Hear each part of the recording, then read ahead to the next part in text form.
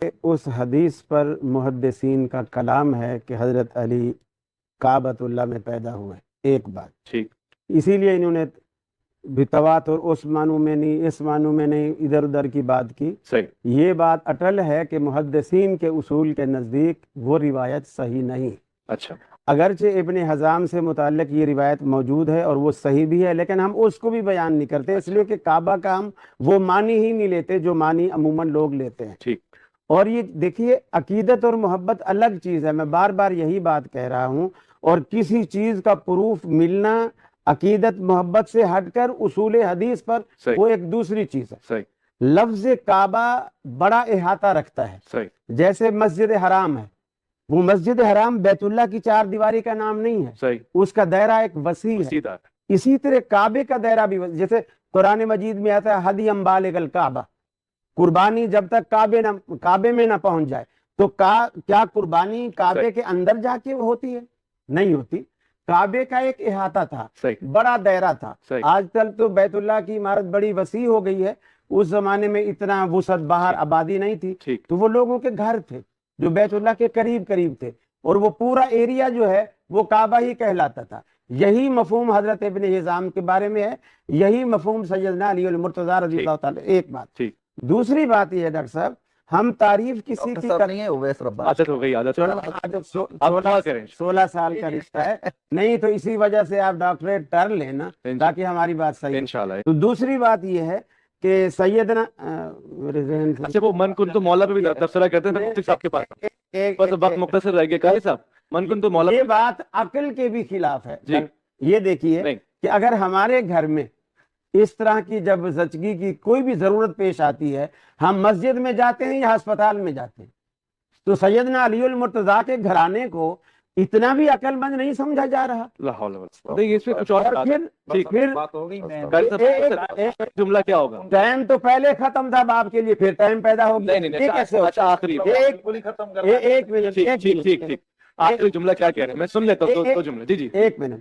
اور دوسری بات یہ ہے، تھوڑی سی مجھے بات کرنے دیں، تھوڑی دیر۔ اچھا، اب آپ دیکھیں، میں ایک چھوٹی سی اصولی بات کرتا ہوں کہ قدیم کے جو لفظ ہے نا، اس میں تو میں قاری صاحب کی تائید کروں گا۔ قدیم ایک اصطلاح ہے، تو اصطلاحات میں ثبوت قاری کی، صاحب کی یا مفتی صاحب کی؟ مفتی صاحب کی، ہاں، میں یہی کہتا ہوں نا، بڑا مسئلہ ہو جائے گا۔ قدیم کا جو لفظ ہے نا، یہ تو ٹرم ہے نا، اصطلاح ہے، اصطلاحات میں ثبوت کی ضرورت نہیں ہوتی، لیکن بہرحال افضل یہی ہے کہ جو نام قرآن و سنت میں اللہ کے لیے استعمال ہوئے انہی پر اکتفا کیا جائے۔ ٹھیک، لیکن یہ جو بات ہے کعبہ کے اندر ولادت کی، پھر تو میری تائید ہوگی، نہیں، کیونکہ قدیم آپ نے کہا کہ یہ لفظ اصطلاح کا استعمال کرنا آپ کوئی حرج نہیں، تصدیق اپنی تائید کرو۔ اللہ کے لیے طرف کریم نہیں آیا نا قرآن حدیث۔ نہیں، قرآن و سنت میں نہیں آیا، تو یہی کہہ رہا ہوں نا، قرآن و سنت میں نہیں آئے، لیکن ہاں ایسے اصطلاح کی بات سنت میں نہیں آیا تو حدیث کے لیے صحیح کا لفظ بھی نہیں ہے، پھر آپ کہاں سے کہتے ہیں کہ اسے اصطلاحات ہوتی ہے نا، اس کے لیے اصطلاح ہے، اور اصطلاح خیر جی۔ تو دیکھیں، اصول یہ ہے کہ جیسے حضرت ابو طالب کے ایمان کی بات ہوئی، نام تو حضرت ابو طالب کا ہم سب احترام سے لیں گے، لیکن یہ جو ہم روایات پر جب بحث کرتے ہیں نا، تو روایات پر بحث میں ایک اصول سب کے نزدیک متفق علیہ ہے، وہ یہ کہ محدثین کے اصول پر، اور محدثین نے اپنے اصول پر اس کو صحیح قرار بھی دیا ہو۔ صحیح۔ اب جیسے بخاری مسلم میں اگر کوئی روایت ہے تو ٹھیک ہے، ہم اس میں بہت ساری سقم نکال سکتے ہیں کہ یہ فلاں تھا فلاں تھا، لیکن امام بخاری نے ان چیزوں کی بنیاد پر حدیث کو مسترد کیوں نہیں کیا؟ نہیں کیا، اس کا مطلب یہ کہ یہ حدیث صحیح ہے۔ تو اس پر تو اجماع ہے کہ بخاری اور مسلم کی حدیث، اس کو کہتے ہیں متفق علیہ۔ متفق علیہ کا مطلب اس پر اتفاق صحیح ہونے پر۔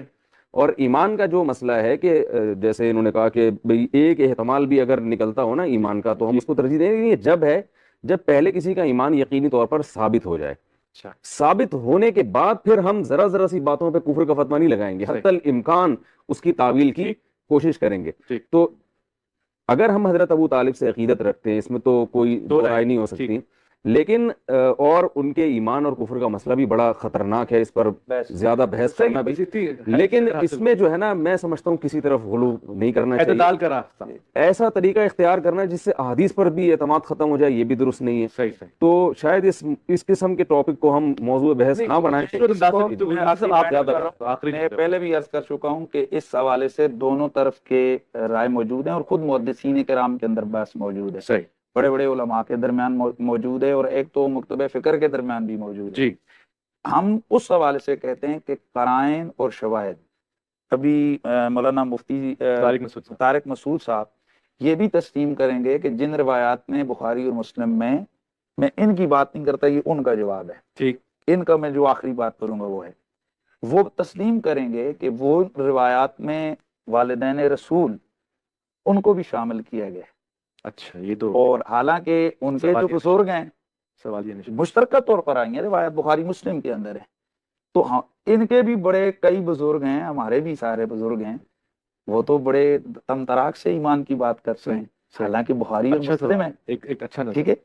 لیکن ہم آخری بات جو ان کے لیے اور جو وائنڈ اپ بات ہے وہ یہ، ہمارے بھی بہت سارے لوگوں نے عدم کی بات بھی کی ہے، عدم کی بھی کی ہے اور اس طرف بھی کی ہے۔ میں نے اپنی بات کی ہے، حضور کی قربت محبت، جس طرح امام آلوسی نے فرمایا کہ ان کے اگر عدم کی بات کریں گے تو اس سے اہل بیت کے جو سادات ہیں ان کے دل دکھیں گے، تو اس حوالے سے قاری چونکہ دونوں طرف کے نقطہ نظر موجود ہے، انہوں نے اپنا بیان کر دیا، میں نے اپنا بیان کر دیا، جو جس کو جو اچھا لگا۔ بہت خوبصورت۔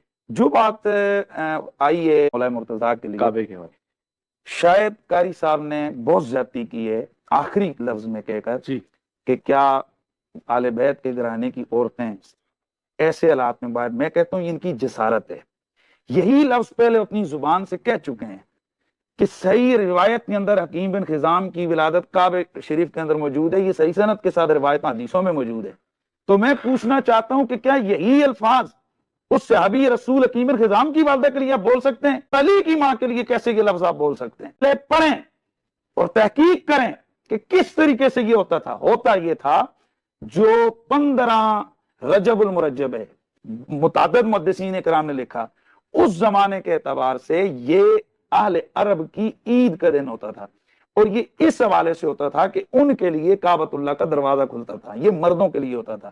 اس سے 1 2 3 دن پہلے چونکہ یہ دن وہ ہوتے تھے کہ پورے دائیں بائیں سے لوگ اکٹھے ہوتے تھے اور ان کے لیے کعبہ شریف کا دروازہ کھولا جاتا تھا، لوگ اپنی محبت اور عقیدت سے اندر جاتے تھے۔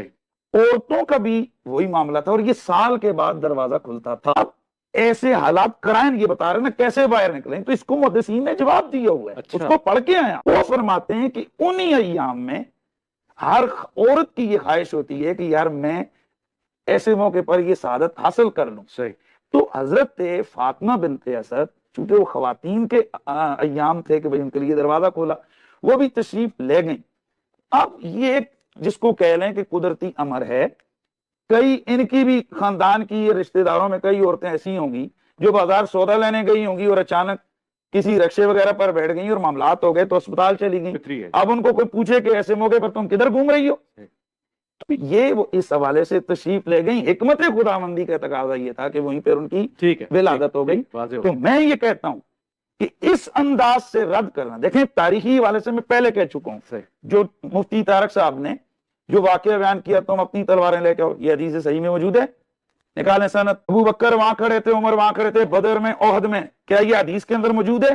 یہ سب تاریخ اور سیرت کی کتابوں میں آپ طرزیں لگا لگا کے اور مزے لگا لگا کے سب کو بیان کرتے ہیں، بدر کی جنگ ہو، احد کی جنگ ہو، خیبر کی جنگ ہو، چند چیزیں ان میں سے حدیث صحیح میں ملتی ہیں، باقی سب یہ تاریخ اور اس سے آتی ہے۔ ہم کہتے ہیں اس میں کوئی ایمان کفر کی بات نہیں، ایک جزوی فضیلت کی بات ہے، بس بات ہے سوال یہ پیدا ہوتے ہے کہ یہ تسلیم کر لینے سے ہمارے کون سے عقیدے پہ ضد پڑتی ہے، ہماری خرابی کیا ہے، ہمارا مسئلہ کیا ہے؟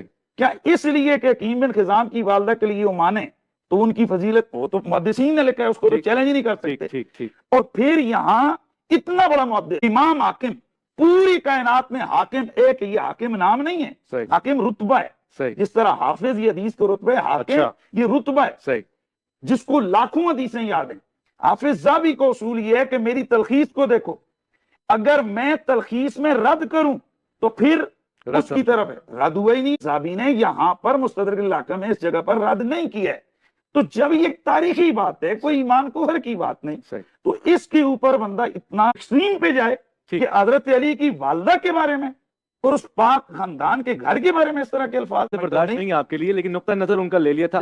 ان کی بات یہ ہے، وہ کہہ سکتے ہیں کہ بھئی ہمارے نزدیک نہیں ہے، وہ ایک مکتبہ فکر اہل حدیث کی نمائندگی کر، اوکے کلیئر ہوگا یہ اہل حدیث کے لیے الفاظ کا استعمال۔ ہمارے دیوبندی علماء، ہمارے علماء، ہماری تاریخ کی جو مستند کتب کے اندر تاریخی بات ہے تو تاریخ کی کتابوں سے نکلے گی۔